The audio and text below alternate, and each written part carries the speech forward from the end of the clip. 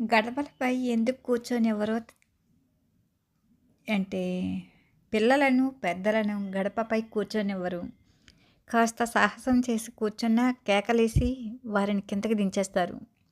ఇది ఒక మూఢనమ్మకంగా గత కొంతకాలం వరకు భావించేవారు.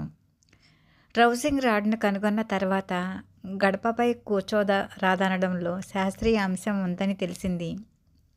డ్రౌజింగ్ రాడ్ అనే పరికరాన్ని తలుపు ఫ్రేమ్ దగ్గర ఉంచితే అక్కడ ప్రతికూల శక్తి నలుదిశలా వెదజల్లబడటం మనం గమనించవచ్చు. కాబట్టే జ్ఞానవంతులైన మన పూర్వీకులకు ఈ విషయం ముందుగానే తెలుసు కాబట్టి ఇలాంటి నిషేధం పెట్టారు. కాబట్టే తలుపు ఫ్రేమ్ దగ్గర ఎలాంటి పనులకు తావు ఇవ్వలేదు.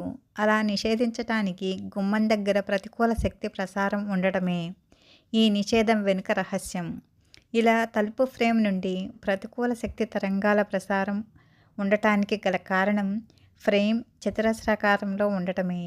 ఈ విషయాన్ని గ్రహించే కాబోలు చైనా వాళ్ళు కిటికీలను, తలుపులను పైభాగంలో వంపుగా ఆర్చ్ మాదిరిగా నిర్మిస్తారు.